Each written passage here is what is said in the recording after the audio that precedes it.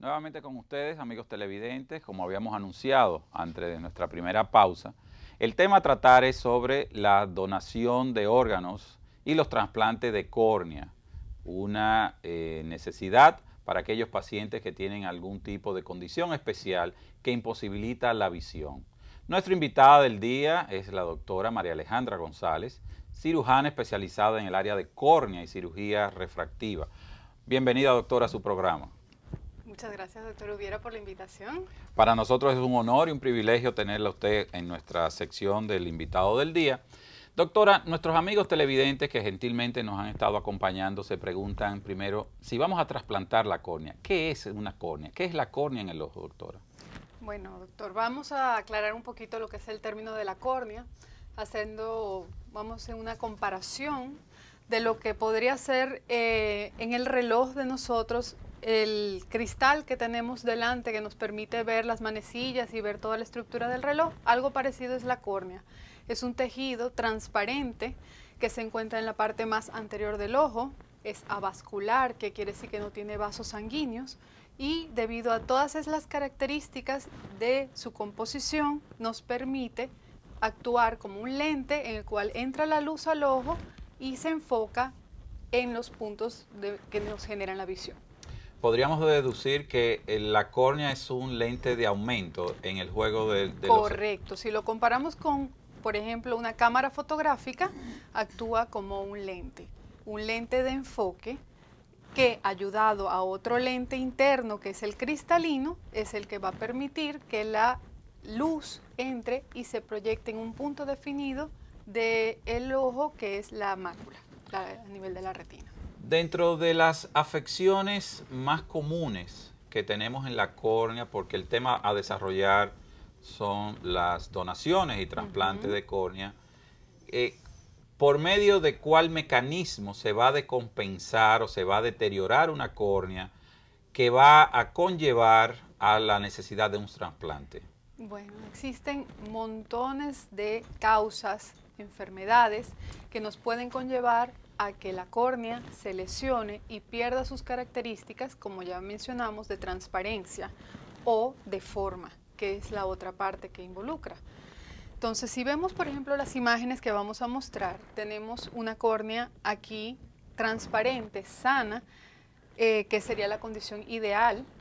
Luego vamos a ver imágenes como esta, en la cual ya tenemos una córnea. Si vemos en la parte de si color... pueden, por favor, la imagen. Bueno, doctora, antes, en lo que se resuelve esto, la parte de la donación. ¿Qué consiste? ¿Qué es una donación? La donación es básicamente que cualquier persona que sea o que desee voluntariamente en vida ser donador, lo ponga por escrito y lo manifieste a sus familiares, de manera que en el momento del fallecimiento el familiar pueda comunicarse al banco y decir: mi familiar falleció, él era donador en vida. Y inmediatamente el banco de tejido se pone de acuerdo y vuelve y se comunica con los familiares para hacer el levantamiento de lo que sería el tejido corneal. Aquí ya tenemos la imagen. Explíquenos, doctor, usted hablaba de una córnea en condiciones normales. Exactamente, que ese es el caso que estamos viendo en este momento en pantalla. Una córnea que no tenemos ningún tipo de irregularidad ni de opacidad, una córnea sana. La córnea va a dejar entrar toda la luz en el ojo. La córnea deja entrar la luz, pero debido a la forma que ella tiene, que si la comparamos podría ser la forma redondeada como de una semiesfera, ella, debido a esa forma, permite el enfoque de los rayos en un punto preciso. Cuando vemos irregularidades en la forma, se altera esa visión porque se genera algo que conocemos como astigmatismos, que también son una causa por la cual el paciente pierde visión. Ok, o sea, tenemos problemas de la transparencia y de la forma. Correcto, exactamente. Correcto. En la siguiente imagen usted había mostrado aquí, ¿qué tenemos en esta imagen, doctor? Bueno, en esta imagen vemos lo que se ve oscuro, es realmente el trasfondo del ojo, lo que pasa en un paciente que está dilatado, y vemos una pequeña mancha blanca en ese centro que corresponde a lo que llamamos un leucoma o una opacidad corneal, que puede deberse a diferentes causas. En este caso puede ser posterior a una úlcera en córnea que cicatrizó y deja esa opacidad. ¿Son irreversibles estas opacidades, doctor, en la Sí, córnea? son cicatrices que quedan permanentemente y debido a que no se pueden eliminar con tratamiento en gotas, se hace necesario la cirugía. ¿Todas estas cicatrices blancas en la córnea o los leucomas que usted define van a necesitar trasplante posteriormente? Tenemos situaciones en las cuales podemos ver procesos inflamatorios que con tratamiento pueden revertir en muchos casos, pero si ya el proceso fue de larga evolución o la severidad es grande, o como podemos ver en ciertas distrofias, que son procesos que van avanzando con la edad, sí, muchas veces tenemos que recurrir a la cirugía para poder brindarle una ayuda al paciente. Hemos mencionado ya lo que sería el paciente que va a estar trasplantado. ¿Existen diferentes tipos de trasplante dentro de la especialidad? Sí. Actualmente hemos avanzado un poco en lo que es la cirugía de córnea.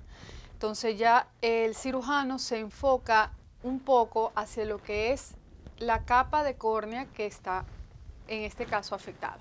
Si tomamos en cuenta que la córnea es un tejido que está compuesto de varias capas, 5 en realidad, podemos dividir la afectación de la córnea según la capa donde está el problema. Entonces ya tenemos la posibilidad de hacer trasplantes lamelares, que son parciales, en los cuales podemos hacer o bien enfocado a la capa posterior, como son en las queratopatías bulosas, o bien enfocados hacia las capas más anteriores, como son por ejemplo los leucomas o incluso en los queratoconos. Ok, el queratocono usted ha definido que es la El forma... queratocono es una patología en la cual ocurre un proceso progresivo de deformidad de la córnea. Esta agarra una forma en cono precisamente y se adelgaza hacia el centro, que si vemos aquí una imagen que tenemos, esto es un queratocono ya en un estadio muy avanzado en el cual ha ocurrido una complicación que es la hidropesía aguda, en el cual se rompen ciertas capas y empieza a haber acúmulo de líquido hacia la córnea.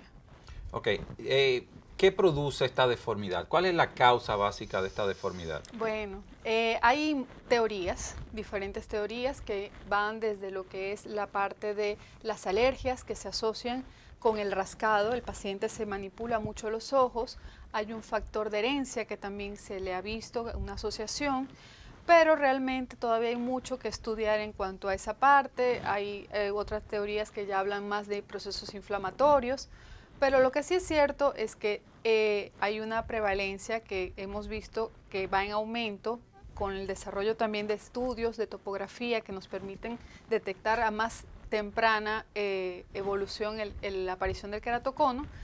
Desarrolla sobre todo en la pubertad y progresa mucho durante la juventud hasta la tercera o cuarta década de la vida. Doctora, una de las principales quejas de los pacientes en la consulta es la falta de lubricación, la irritación. ¿Podría esta resequedad en la superficie del ojo causar alguna afección en la córnea que conlleve a la necesidad de estos trasplantes que usted ha mencionado? Sí, correctamente. Tenemos procesos que van asociados con lo que es el ojo seco severo, sobre todo en pacientes que tienen problemas de tipo de enfermedades del colágeno, artritis reumatoidea, lupus, en los cuales tenemos como añadido al proceso inmunológico un ojo seco severo, se altera la capa lipídica, la capa de la lágrima en sí, y el epitelio se empieza a perder en ciertas áreas y aparecen úlceras. Y esto nos puede generar incluso perforaciones corneales con las que tenemos que muchas veces correr, hacer lo que se llaman también trasplantes tectónicos. Ok. Algo que es muy común y ya la evolución ha ido aceptando más fácil es el uso de lentes de contacto ¿Podrían estos causar algún tipo de afección, el mal manejo de los mismos que conlleven a estas situaciones, doctora? Sí, lamentablemente el lente de contacto es una herramienta muy útil para el paciente que desde el punto de vista refractivo necesita una ayuda visual, pero tiene el inconveniente de que es un mecanismo por el cual podemos contaminar o que puede contaminarse con ciertos microorganismos que a su vez nos pueden generar procesos de infección sobre la córnea. Okay. Eso en casos donde también los pacientes de cierta edad o por alguna predisposición muchas veces se pueden quejar de sensaciones de cuerpo extraño, arenilla en el ojo, o muchas veces las pestañas. ¿Alguna deformidad en esto puede causar algún tipo de lesión permanente en los pacientes en la córnea?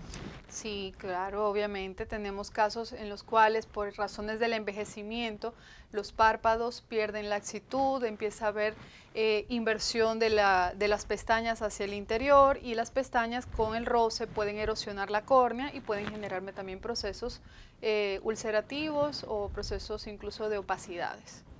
Todo esto que va a lastimar de una manera irreversible esta estructura cristalina que es la córnea, el manejo, prácticamente lo que existe hoy en día es definitivamente trasplante.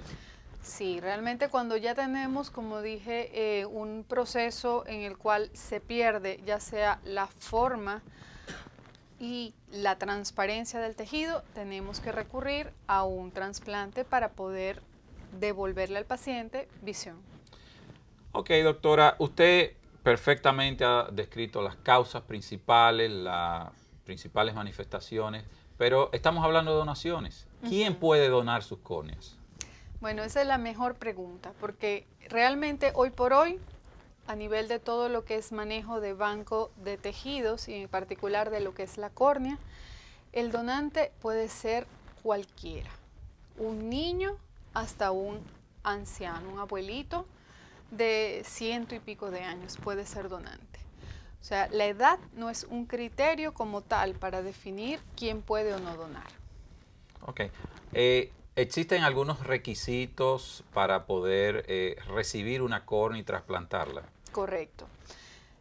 Primero, tenemos que contemplar lo que es, como dije, la donación en vida, o sea, el paciente o en este caso la persona tiene que manifestar su deseo de ser donante en vida y a sus familiares, para que en el momento del fallecimiento ellos puedan a su vez hacer eco de lo que fue el deseo de la persona de donar el tejido. Una vez que esto ocurre, el banco de tejidos como tal procede a lo que es el levantamiento del tejido con un historial clínico del donante completo en el cual se especifica todas las causas posibles del fallecimiento o enfermedades asociadas, porque eso es parte de lo que es el estudio del tejido. O sea, tenemos que estudiar el tejido que estamos recibiendo para que sea el tejido más idóneo para podérselo dar a otra persona. Entonces, esos son una serie de pasos que van desde la evaluación del paciente donante, luego una evaluación propiamente del tejido, que tenemos un videíto bastante corto, más o menos de lo que involucra todo el proceso ya a nivel del banco, del estudio del tejido. Se le deben hacer una serie de pruebas serológicas al paciente para detectar o determinar que no sea portador de ciertas enfermedades virales, y una vez completado toda esa evaluación, se procede a lo que es el almacenamiento y preservación del tejido para que sea utilizable por cualquier paciente que vaya a requerirlo en un plazo de tiempo. Doctora González, interesantísimas las informaciones brindadas para nuestros amigos televidentes sobre lo que es la necesidad del trasplante de córnea. Amigos televidentes, no se muevan de sus asientos y en nuestro próximo segmento vamos a hablar de los pasos para poder trasplantar una córnea en el área quirúrgico, y también tenemos testimonio de personas que han sido trasplantados aquí hoy en Ojo con la Vista. No se muevan de sus asientos y en un parpadeo retornamos con ustedes.